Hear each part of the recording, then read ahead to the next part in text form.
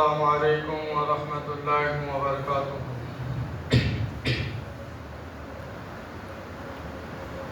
الحمد لله وكفى والسلام على عباده الذين اصطفى ما بعد.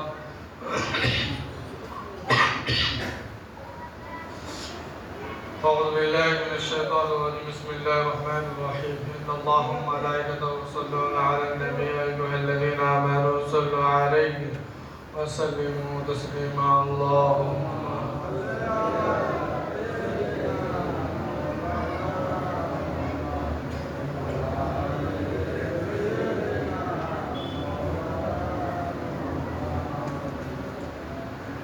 وقال تعالى إن الصفا والمروة من شعائر الله فمن حج البيت أو اعتمر فلا جناح عليه أن يطوف بهما ومن تطوع خيرا فإن الله شاكر عليم. সমস্ত প্রশংসা ও আরাধনা ও আলোচনা সে মহান পবিত্র আল্লাহ রাব্বুল আলামিনের ইলাহি দরবারে অন্তর থেকে তাহারি বান্দা হিসেবে পাক পবিত্র তাহার আদেশ শুকরগুজার রাসূল বলেন আলহামদুলিল্লাহ। তারপরে রোজানবী আকরাম সাল্লাল্লাহু আলাইহি ওয়াসাল্লামের উম্মত আমি আপনি সকলেই সেই নবীর উম্মত হিসাবে করজরানা ছোট্ট করে বলি সাল্লাল্লাহু আলাইহি ওয়াসাল্লাম। মেরে মহতরম দোস্ত, আল্লাহ রাব্বুল আলামিন এই পবিত্রতা জুম্মার দিন আমাকে আপনাকে সকলকে ঐক্য হয়ে তার ঘরে আসার তৌফিক দান করলেন। আজকের দিনে যাহার আমি আপনি পাক পবিত্রতা নবী সুন্নত তরিকা ড্রেস লিবাস সব কিছু পরে আছি, এই রকমই জিন্দগি আখের মুহূর্ত পর্যন্ত সমস্ত হাদি চলা তৌফিক দান করি সকলকে আমিন। দেখুন মেরে মহতরম দোস্ত, আল্লাহ রাব্বুল আলামিন দুনিয়াতে আমাকে আপনাকে সুযোগ দিয়েছে কি করার জন্য? আল্লাহকে খুশি করে তুলতে। অনেকে জন্ম নেওয়ার আগে চলে যায় মাসুম হিসাবে, চলে যায় না? অর্থাৎ মায়ের গর্ভে দেখবেন অনেকে 8 মাস 9 মাস ঠিক ছিল, আসার পর 2 মাস 1 মাস যায়নি চলে যায়। এই মাসুমরা যারা চলে গেছে যারা সব কটা কি জান্নাতি বলুন সুবহানাল্লাহ। তারা সুযোগ পায়নি, তাদের গুনাহ হয়নি, সেজন্য তারা জান্নাতি। কিন্তু আমি আপনি সুযোগ পেয়েছি, হায়াত দিয়েছে, এতদিন দুনিয়ায় আছি, কিন্তু আল্লাহর ইবাদত যদি না করি আমার আপনার জন্য জান্নাত জাহান্নাম ব্যাপার আছে। এখানে বলবে না ডাইরেক্ট জান্নাতে যাবে না, এইখানে হিসাব নিকাশ লাগবে। এর জন্য আছে এগুলো কিতাব কিতাব রেডি হচ্ছে 24 ঘন্টা। আমি আপনি কখন কোথায় কি করছি এটা কেউ জানে না, কেউ শুনে না, কেউ দেখে না। সেটা আল্লাহ জানেন, দেখেন, শুনছেন। তিনি শুধু দেখেন শুনেন ব্যাপারটা রাখুন, তিনি লিখাচ্ছে। কারা লিখছেন? কিরামান কাতিবিন ইয়ালামুনা মা তাফআলুন। অর্থাৎ আল্লাহ রাব্বুল আলামিন ফেরেশতারা লিখছেন। অর্থাৎ আমার এক পালকের জন্য, এক সেকেন্ডের জন্য আল্লাহ ছেড়ে দেয়, সময় কোনো হিসাব নেই। তাই মেরে মহতরম দোস্ত, এই দুনিয়াতে সময় আপনার আমার আছে, আজ চলে গেলে কিন্তু সময় আর পাবেন না, পাওয়া যাবে? আপনাদেরকে বলি, পৃথিবীর মধ্যে সব থেকে কিমতি জিনিস হলো যে কি, সব থেকে দামি জিনিস হলো কি? স্বাভাবিক মানুষ হয়তো বলবে হীরামতি, না, সময়। কি জি? সময়ের সব থেকে কিমতি জিনিস। কেন বলুন তো? কবরে যদি কেউ চলে যায়, আবার যদি খারাপি করে, যদি ফেরেশতাকে ধরা খেয়ে যায়, আল্লাহ যদি জাহান্নামে দেয়, ওই মানুষটা আল্লাহকে তখন জান্নাত চাইবে? বলুন, জান্নাত চাইবে না। ও আল্লাহকে কি না কিছু চাইবে না, একটা জিনিস চাইবে, আল্লাহ আমাকে একটা বার সময় দাও, দুনিয়া ফিরিয়ে দাও, কমসে কম 1 বছরের জন্য বানাও। ইবাদত কাকে বলে দেখবেন, শুধু মসজিদকে ধুর কি বাদ, কপাল ফেটিয়ে নিয়ে চলে আসবো, কাবা শরীফের চক্কর থেকে উঠবো না আমি, ওয়াজ উমরা সব কিছু করবো। কিন্তু বলো ওই ব্যক্তি কি সময় আর দেবে?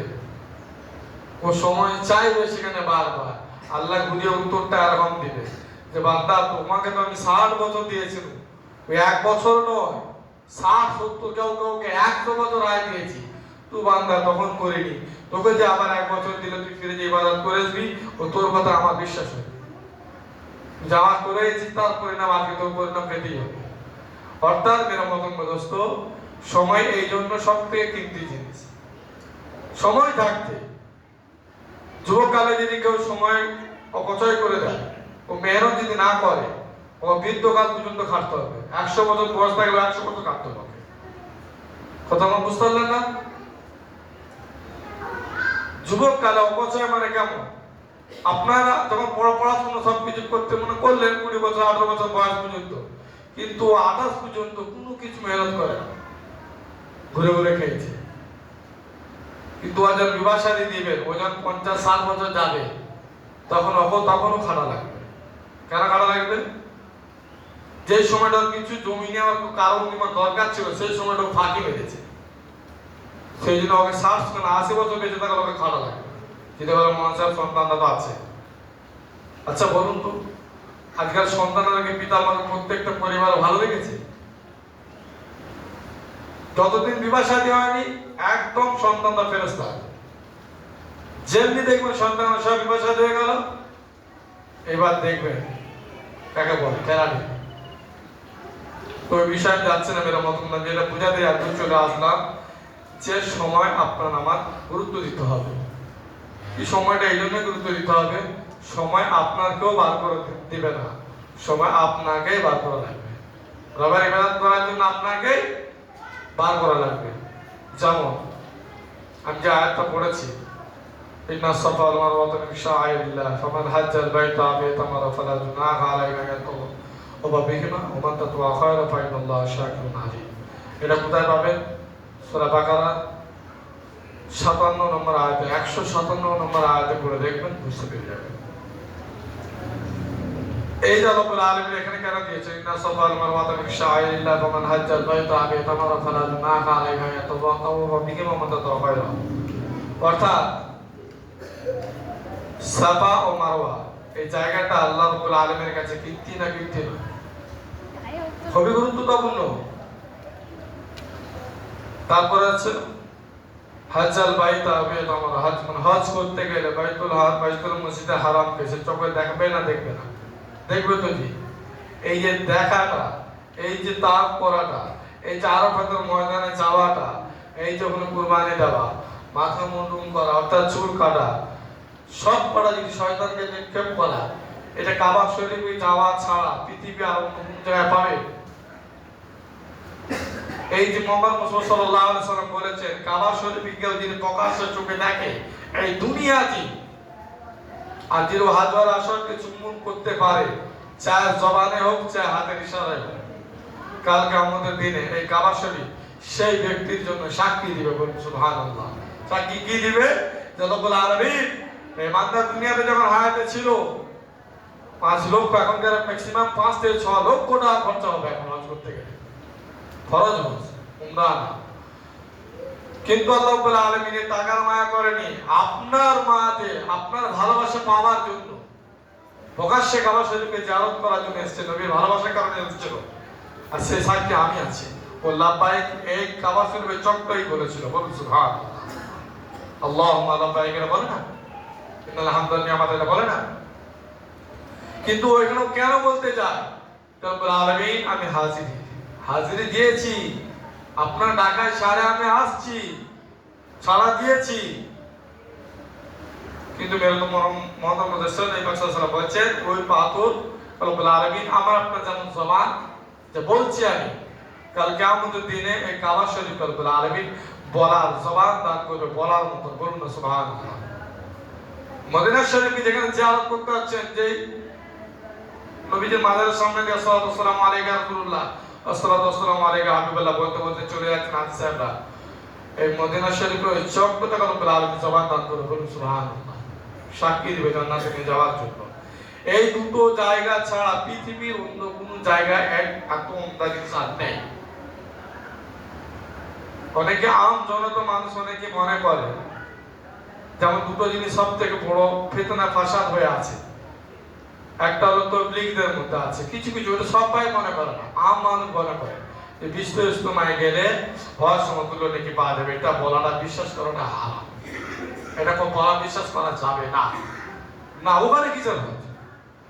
হ্যাঁ, অনেক মানুষ এক কাজে হয়েছে, আল্লাহ রসুলের কথা হচ্ছে সেই দোয়া কবুলিয়াতের গ্রহণযোগ্যতা বেশি।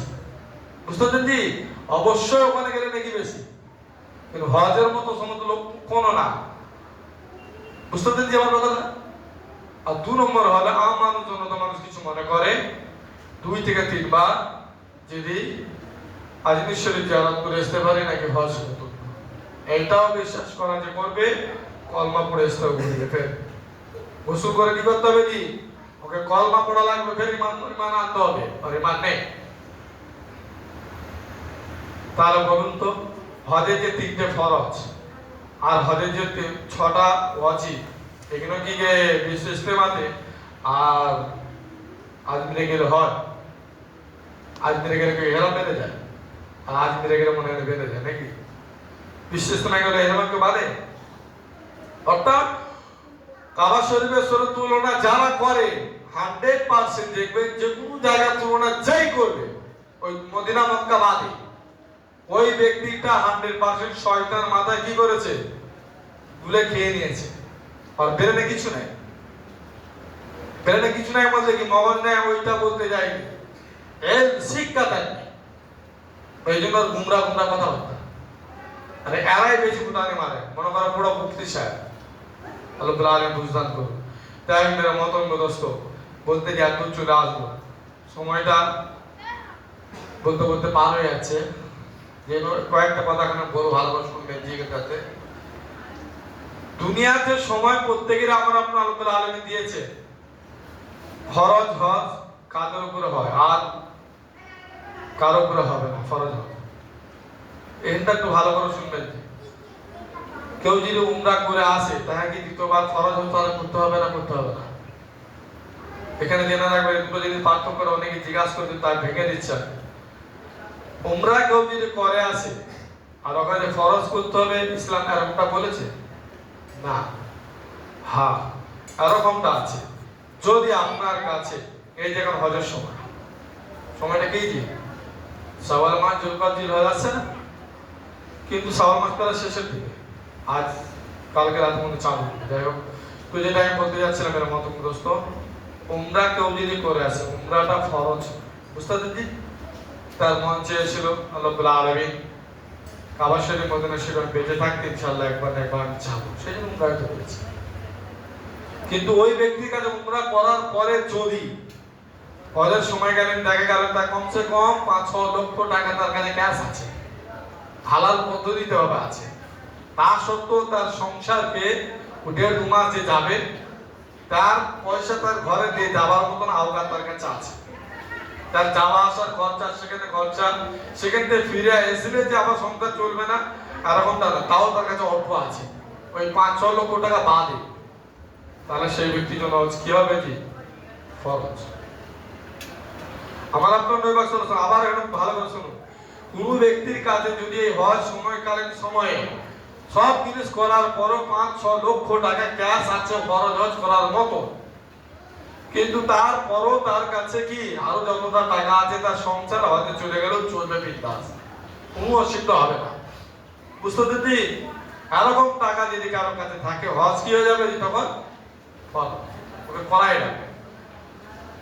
এবার মুহাম্মদ মুস্তাফা সাল্লাল্লাহু আলাইহি ওয়াসাল্লাম বলেন, কোন ব্যক্তি যদি হজ ফরজ হয়ে গেছে কিন্তু করে না হজটা, আল্লাহ নবী বলছে ওই ব্যক্তির অবস্থায় যদি মওত হয়, ও নাস্তিক, চায় মুশরিক, চায় ইহুদি, না খ্রিস্টান, নাসারা মতন মওত হবে, ওই ইমানদারের খাতায় মওত হবে না। কেন এই জন্য হবে না? যে ও জানে আমার উপর হজ ফরজ হয়ে গেছে, যে আওকাত আছে আমি বিন্দাস করতে পারবো, কিন্তু পারে না। কেন করে না? কি কোনো দিকে 5-6 লক্ষ টাকা আপনারা আমার খরচা করে দেবো, এটা অসম্ভব ব্যাপার। এরকম যদি ভাবে ওই ব্যক্তিটা কি হবে? ইমানে মওত হওয়াটা অসম্ভব। তাই মেরা মতঙ্গ দোস্ত, এখানে আরেকটা জিনিস ভেঙে দিই। ধরুন আপনি তো রোজগার করেন, কিন্তু আপনার রোজগার অনুযায়ী 5-6 লক্ষ টাকা জমা আর হচ্ছে না, কিন্তু আপনার সন্তান রোজগার করে বেশি। বুঝতে পারছি? তাহলে সন্তানের টাকা আপনার কাছে ধরুন 10 লাখ টাকা আছে, কিন্তু আপনার টাকা না ওইটা, মানে সন্তানের টাকা আপনার নিজের ভেবে নেন ওইটা না, ওটা তার রিজিকের টাকা। আল্লাহ বলে টাকা রিজিক দিয়েছে, বুঝতে পারছি। হ্যাঁ, এবার সন্তানের যে 10 লক্ষ টাকাটা ওদের আপনাকেই রাখতে দিয়েছে। পিতাকে তুমি সন্তান দিয়েই দেয়, কিন্তু আপনাকে রাখতে দিয়েছে। কিন্তু সন্তান আপনাকে একটা বারও বলেনি যে আব্বা আপনি হজ করতে যাবেন, এই টাকাটা রাখুন, ফরজ হজ করে আসুন, এরকম কোনো কিছু কথা বলেনি। সন্তান আপনাকে দিয়েছে, আপনি টাকাটা কি করলেন? হজে খরচা করে দিলেন। ওই ব্যক্তিরা গুনাহগার হবে। কি হবে জি? কাবিরা গুনাহ হবে, তা এরকমটা হবে না। যদি সন্তানকে আপনি পরামর্শ আলোচনা করতে হবে, কথা কি করতে হবে? বাবা আল্লাহ রাব্বুল আলামিন তো ইনকাম দিয়েছেন, এতে আলহামদুলিল্লাহ। তো এবছর খারাপ তো নেই, যতটা টাকা আছে আশা করি তোমার মা কিংবা আমি কিংবা আমি একা হজ করে আসতে পারবো ইনশাআল্লাহ। তো টাকাটা তো আমার নয় পুরোটাই, হয়তো আমার কাছে 1-1.5 লাখ টাকা, তোমার 10-12 লাখ টাকা আছে। তো হজটা করলে কি ভালো হবে না? যদি সন্তান তখন বলে যা অবশ্যই ভালো জিনিস, তো খারাপ কি জিনিস, এটা তো আপনি ভালো আলোচনা করেছেন, ঠিক আছে একটা হজ করে আসুন, তখন মাকেও নিয়ে যান, তখন চলবে ইনশাআল্লাহ, তখন চলবে। সন্তান যদি এটা বলে যাবা হজ তো করবে, কিন্তু বিবাহ শাদী যে সামনে করবো, আমাদের তো ঘর, আমি যে বিবাহ শাদী করবো, আমার ফ্যামিলি এলে কিংবা আপনার বৌমা এলে কিংবা শাশুড়ি এলে শুভে কোথায়, মান সম্মানের ব্যাপার আছে। তাহলে কি করতে হবে? আপনার সন্তানের জন্য আগে ঘর, হজ না, আপনার জন্য হজ ফরজ হয়। বুঝতে পেরেছি? মানে আপনার যাবতীয় জিনিসটা আছে, তারপরে টাকাটা বাড়তি এসছে, তখন আপনার জন্য কি দিন? হজ ফরজ। আল্লাহ প্রাণ বুঝলাম। এবারে যে আখেরি কথা, উমরার ক্ষেত্রে বলেছি ইনশাআল্লাহ প্রত্যেকে আমরা ফরজ যদি আল্লাহ আওকাত দেয় করবো ইনশাআল্লাহ। বুঝতে পেরেছি? কিন্তু কমসে কম উমরাটা সকলেই নিয়ত করবে ইনশাআল্লাহ। বুঝতে পেরেছি? যে কাবা শরীফের দিকে প্রত্যেকদিন নামাজ পড়ি, মন কি চায় না ওখানে যেতে? বুঝতে পেরেছি? মন চায়। দেখুন 70-80 থেকে 1 লাখ টাকা হলে বিন্দাস আপনি উমরা করতে পারবেন। এইরকম ভাবে কেউ যদি প্রত্যেকটা মানুষ যদি নিয়ত করে থাকে, তাহলে উমরা কমসে কম যেন করতে পারে, মওত হওয়ার আগে যেন করতে পারে। আর কমসে কম সেই নিয়ত অনুযায়ী যদি টাকা জমা করে, এখনকার মানুষ কমসে কম 5 দুটো এটা সেটা কমসে কম প্রত্যেকদিন 100 টাকা খরচ করে, হয় না? যুবকরা তো 100 টাকা কোনো ব্যাপারই না, এর কাছে বাইক চালানো, তার তেল এটা সেটা কোন খরচ করতে হয়, সব ছেড়ে দিলাম। কমসে কম মাসে যদি কোনো ব্যক্তি যদি 500 টাকা করে জমা করে, আমি হিসাব করে দেখেছি 12 থেকে 13 বছরে বিন্দাস হজ করতে পারে, আমরা আরামসে করে দিতে পারি। বুঝতে পারছেন না জি? 12-13 বছরে কি হয়, 500 টাকা করে জমা করলে আরামসে 60-70 হাজার টাকা। আজের মাসে 1000 টাকা করে জমা করেন, আরামসে এটা 5 বছর 1 লাখ টাকা হয়। বুঝতে পারছেন না জি? তাহলে 60-70 হাজার টাকা এখন জমা হয়ে যাবে। তাহলে 12-13 বছর কেউ 5-6 বছর আরাম করে যদি জমায়, উমরা হজ কোনো ব্যাপারই নেই ইনশাআল্লাহ, প্রত্যেকেই করতে পারবে। করতে পারবেন? বলুন না জি ইনশাআল্লাহ। এবার যে শুনুন, কাবা শরীফে মক্কা শরীফে কোনো ব্যক্তি যদি যায়, হজটা যদি তার হালাল পথটা যদি হয়ে থাকে আর নিয়ত যদি তার সহি হয়ে থাকে, হাদিস এসেছে বাচ্চা ডেলিভারি হবার সময়